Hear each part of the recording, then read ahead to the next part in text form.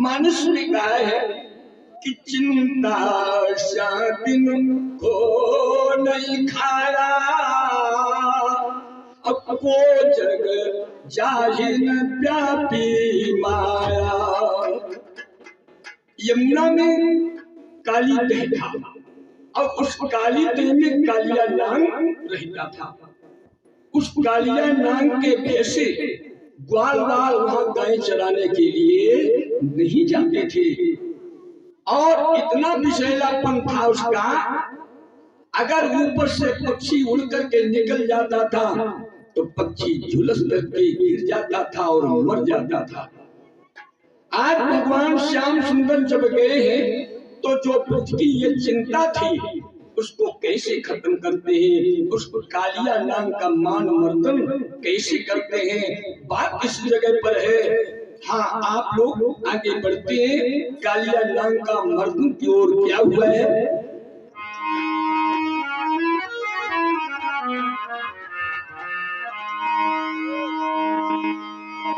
इधर देवर्षि नारद जी के कथनानुसार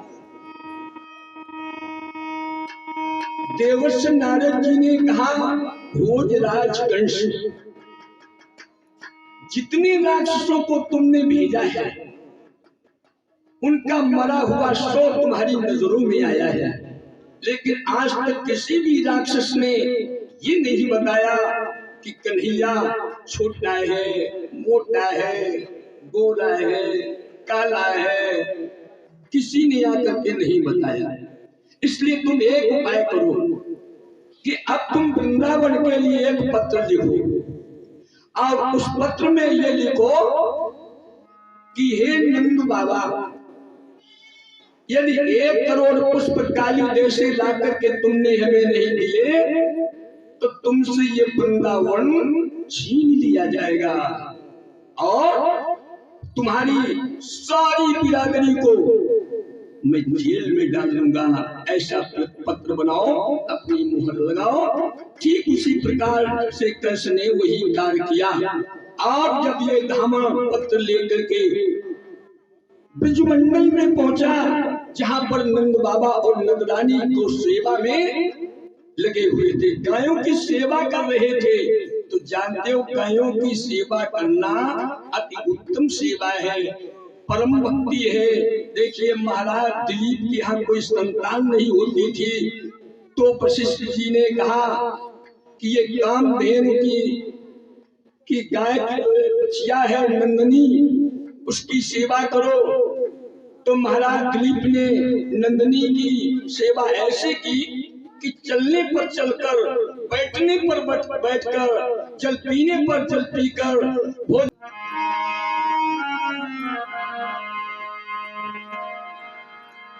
तो देखिए ऐसी दिलीप जी की सेवा रही है। एक दिन अंतिम परीक्षण हुआ, एक सिंह ने गाय को बिगाड़ा तो दिलीप जी ने चढ़ाया धनुष बाण और जैसे उस सिंह पर चलाना आरंभ किया तो आसमान से आवाज आई, अलम ही पालक श्रेवेण प्रथास्यात्। हे पृथ्वी पालक राजन, तुम्हारा ये चलाया हुआ बाण मेरे ऊपर ऐसे असर कराएगा जैसे एक हवा के लिए पर्वत का उखाड़ना हो जाता है। ठीक इसी प्रकार से दिलीप को संकेत मिला और गौ सेवा पूर्ण हो गई। तो दिलीप के हुए हैं रघु, रघु के हुए हैं अज के हुए हैं दशरथ, दशरथ के हुए राम लक्ष्मण, राम लक्ष्मण के हुए लवकुश, द्विविध सुत सब भाई ने घेरे। इतना बड़ा परिवार गौ सेवा से बना है। इसलिए गौ सेवा गाय ने रोटी का टुकड़ा अपनी गाय को जरूर खिलाएं, बहुत बड़ी सेवा बनेगी। बोली गौ माता की। इसी तरीके से नंद बाबा और नंद रानी को सेवा कर रहे थे। तब तक ब्राह्मण ने जाकर के पत्र दिया कि अगर कृष्ण बलराम तुमने काली जैसे 1 करोड़ पुष्प ला करके नहीं दिए तो तुमसे ये वृंदावन खाली करा लिया जाएगा। नंदरानी की आंखों से अश्रु की धारा बहने लगी। नंद बाबा रोने लगे। तब तक भगवान कृष्ण आ गए। पूछा, मैया किसने तुमको धमकाया है, किसने धमकी दी? अरे तुम्हारा बेटा कृष्ण और बलराम होते हुए किसने तुम्हें धमकी दे डाली है? मैया बताओ। कहा, बेटा सावधान रहो। देखो ये तुम्हारे मामा कंस की पार्टी आई है और लिखा है कि अगर 1 करोड़ पुष्पकाली देशे ला करके हमें नहीं दिए तो तुमसे ये वृंदावन छीन लिया जाएगा। बेटा मथुरा से भज करके तुम गोकुल आए, गोकुल से भजे वृंदावन में आए, अब वृंदावन से भज करके कहाँ जाओगे? भगवान कृष्ण कहने लगे, मैया मत रो, तुम मत रो, मेरे सामने आंसुओं को मत बहाओ, मेरा हृदय विदीर्ण हो रहा है। क्या तुमने बलदाऊ भैया की ताकत को नहीं समझा है? बलदाऊ भैया की ताकत इतनी अपार ताकत है, उसके सामने तुम्हारा कोई बाल बांका नहीं होगा। इसीलिए कहा गया है क्या कि माँ से माखन, माँ से मिश्री, अरुमा से बोलो मदीना है। उर्मा की हरदम जय बोलो जब तक जिसको जीना है।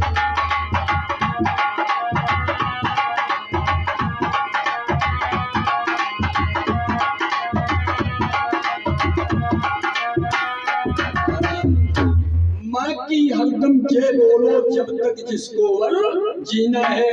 अगर घर में माँ बाप मौजूद है, मातरम पितरम चेयो साक्षात प्रत्यक्ष देवती, माता पिता ही हमारे और आपके घर के साक्षात देवता बैठे हैं। मंदिरों में जाते हैं, घंटों घंटा हिलाते हैं, प्रसाद रबड़ी खिलाते हैं, वो पत्थर की मूर्तियां न बोले न बकुरे हैं। और जरा माँ बाप की सेवा करके देखो, उनका यदि आशीर्वाद मिल जाता है तो बच्चा अपने जीवन काल में सब कुछ करके दिखाता है। तो जब तक जिसको जीना है, हमेशा माँ बाप का जिसको प्रसाद मिला है, माँ बाप के चरणों का प्रसाद लेते जाओ। कहा गया है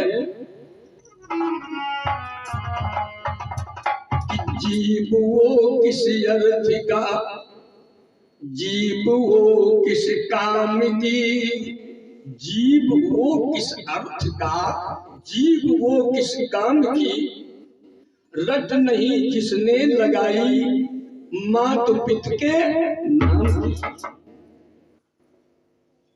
जिसको ईश्वर ने दिया माँ बाप सेवा का प्रसाद, उसको कुछ इच्छा नहीं इंद्रादि के। जिस बच्चे को माँ बाप का प्रसाद मिल जाता है, आशीर्वाद मिल जाता है, तो फिर वो इंद्रलोक का राज ठुकरा देता है। देखा भक्त श्रवण कुमार का इतिहास, अंधे माता पिता की कैसे उन्होंने सेवा की है? तो आए हुए समाज में पावन मत को सुनना है तो सुन लो, लेकिन इस मार्ग पर चलना बहुत कठिन की बात है। माँ बाप को देवता समझ करके उनकी हमेशा हमेशा परवरिश करो और ऐसा भाव बनाओ, उनके भाव को जीत लो। इधर प्रेमियों, आज भगवान कृष्ण कहने लगे, मैया घबराना नहीं, जब तक मैं मौजूद हूँ, मेरा भैया बलदाऊ मौजूद है, हमारे ग्वाल वाल मौजूद हैं, तब तक चिंता करने की कोई आवश्यकता नहीं। और चिंता और चिता दो शब्द हैं। चिंता बड़ी चिता से नर को निर्जीव बनाती है, मुर्दे को चिता जलाती है, चिंता जीते को। तो देखिए आज भगवान कहने लगे, मनसुखा, सीदामा, छदामी, मदन, संकीर्ण, बलवीर, चलो आज ब्रजमंडल की चिंता खत्म कर दी जाए, समाप्त कर दी जाए। तो जैसे ही गौवें छोड़ी, कहा कि देखो ये गौवें कहाँ पर चलेंगी। अब इस समय ये गौवें उसी काली दही के पास में जहाँ कालिया डांग रहता है वहीं चलेंगे। गौवें वहीं पर चलने लगी और अपना एक खेल खेलने लगे। बच्चे जब जो है जानवर चराने के लिए आते तो खेल को खेला ही करते हैं। क्या हुआ, कौन सा खेल खेला? गेंद का खेल खेला।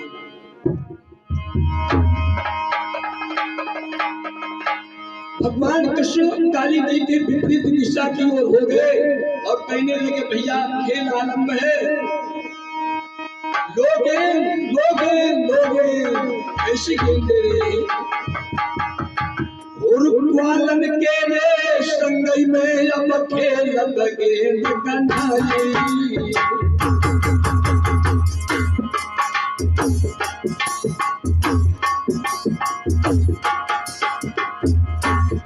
भगवान हार भी जाते हैं तो मनसुखा श्री दामाद किसानी लगते हैं। क्या कहने लगते हैं?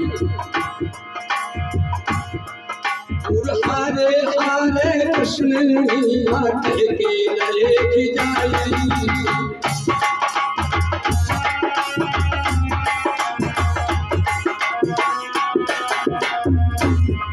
एक बार भगवान कृष्ण के हाथों में गेंद आया, कहने लगे लोगे लोगे लोगे मेरे भैया कुछ मारी गेंद घुमा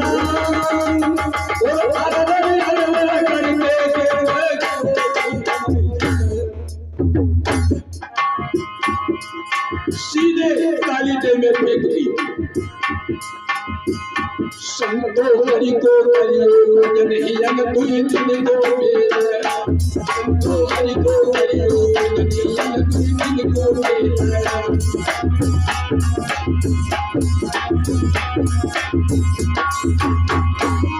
को तुमको मिला है यार, को तुमको मिला है भैया। हरि को करियो जनहियन तुझ दिन को मेरा।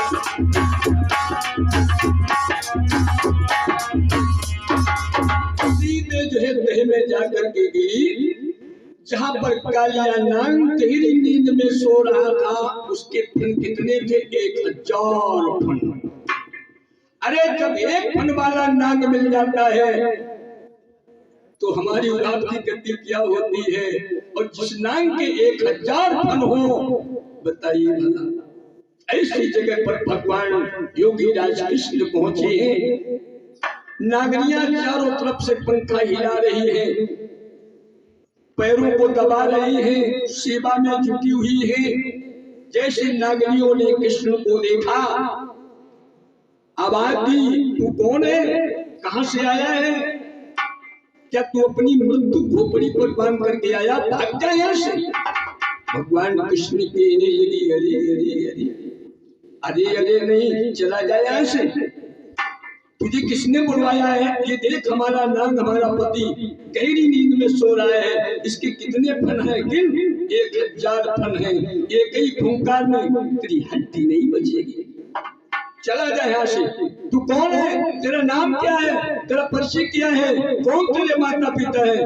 बता। भगवान कृष्ण कहने लगे अरे गोकुल नगर का रहने वाला और नंद बाबा का लाला हूँ और मात यशोदा मैया मेरी और सब ग्वालों का ग्वाला हूँ।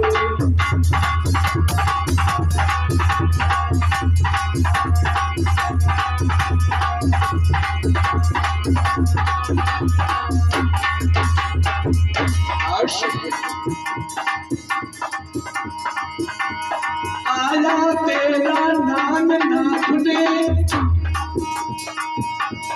आया तेरा नाम नाथ ने, काहे रस्ता रो रही श्याम दूत के काली दह में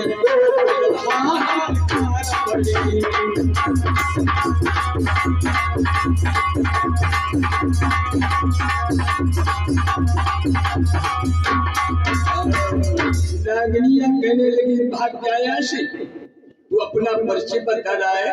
अभी हमारा नाग जगने वाला है, बहुत देर हो गई है, सोते सोते चला जाए हंसी। भगवान कृष्ण ने विचार किया कि नागों की ममता पूंछ पर होती है, जब तक नाग की पूंछ नहीं दबेगी तब तक तुम्हें काटेगा नहीं। तुम अपने डर से भाग, तुम अपने डर से भागता है, और जब पूंछ पर लात पड़ जाएगी तो वो उल्टा फल करके काट लेगा। तो इन्होंने क्या काम किया, पूंछ पर लात रख दी है, और ये भैया जैसे पूंछ पर लात रखी है वो नाग कैसे उठोरी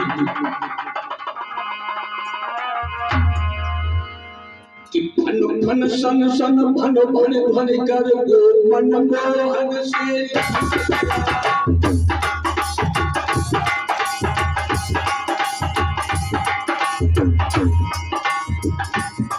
फन फन सन सन भन भन ध्वन कर वो मन मोहन से लिपट गया।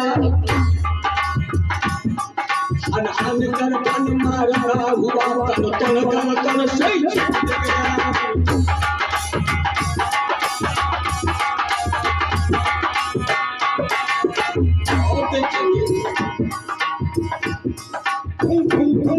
निकलती ही मुंह से झाके यमुना का पानी उबल उठा ज्वाला की लपटें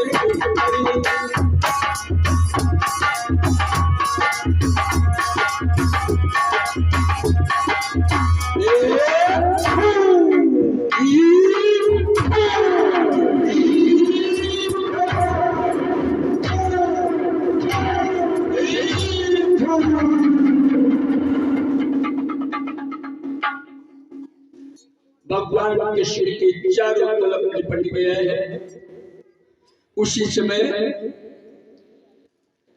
भगवान के जब चारों तरफ लिपट गया है, इधर एक वाला भगा है और मैया यशोदा को सूचना दी है, मैया अरे मैया तेरा लाल तो काली नदी में डूब गया और मर भी गया होगा, जहाँ पर कालिया नाग रहता है। तो ब्रज के ग्वाल वालों ने सुना, मैया यशोदा ने और नंद बाबा ने सुना कि हमारा कन्हैया डूब गया है, नाग ने डस लिया है। तो मैया यशोदा धड़ाम देके बड़ी और रोने लगी, श्याम श्याम की गरुड़ की सवारी छोड़ी गज की पुकारों पर और जनता की केरों पर जान को बिसारे अपनत विनीत भूले रीत नीत पलिद्वारे और त्रिवेणी के पेड़ बने क्यों ही रुझे श्याम। आज इस तरीके से उलझे हैं उन्हीं में जो विश्वाधिकारी और जानते नहीं तो जान जाओ भगवान भाव के पुजारी। जैसे काली नदी पर पहुंची मैया चिल्लाने लगी है, मैया बेटा बेटा आके खोलो। मैया रुदन कर रही है, नंद बाबा गिर पड़ रहे हैं, रो रहे हैं। और क्या कहने लगी मैया,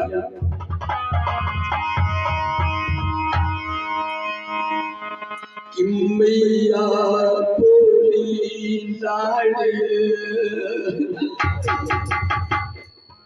और अब क्या दारूनी श्याम नीर में जा छिपा मेरा श्याम शरीर। अब धीर धरूं कैसे मिया, अब धीर धरूं कैसे वो तीरथ भैया चला गया।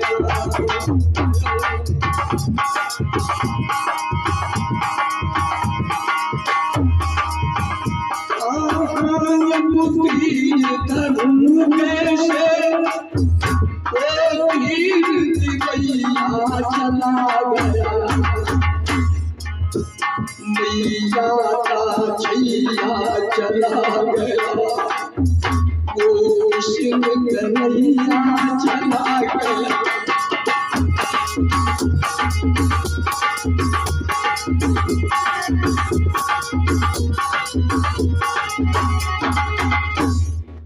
आज इस प्रकार से सभी ग्वाल बाल रोदन कर रहे हैं। इधर भगवान कृष्ण ने सोचा कि ये नाग छोड़ेगा नहीं, तो अपने शरीर को बढ़ाना शुरू किया और जैसे जैसे बढ़ाते जाए उस नाग के अंग भंग होते जाए। अंत में नखानी से उसके समस्त मस्तकों को नाथ लिया है और नाथ करके ऊपर जैसे उछले हैं तो उस नाग के प्रत्येक फन पर थिरक थिरक करके नृत्य कर रहे हैं। कौन सा नृत्य कर रहे हैं देखिए।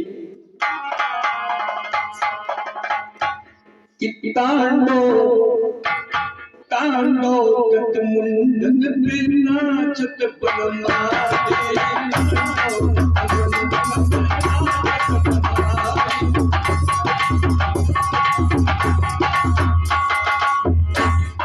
नाचत सुप्रेम भरी थिरक थिरक यानी हो। नाचत सुप्रेम भरी थिरक थिरक यानी।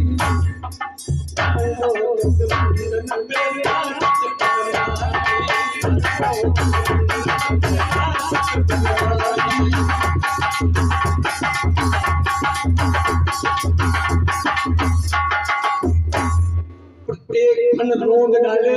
नांगनियों ने विचार किया, हम तो सोचते थे ये बालक है लेकिन ये तो बहुत बड़ा बलवान है। उसी समय समस्त नागनियां आई और अपने पति के प्राणों की भीख मांगने लगी और रोने लगी। कन्हैया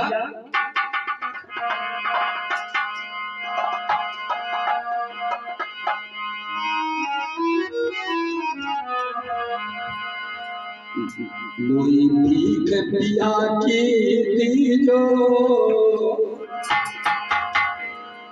मोई भीख पिया की दीजो। मेरी मान कन्हैया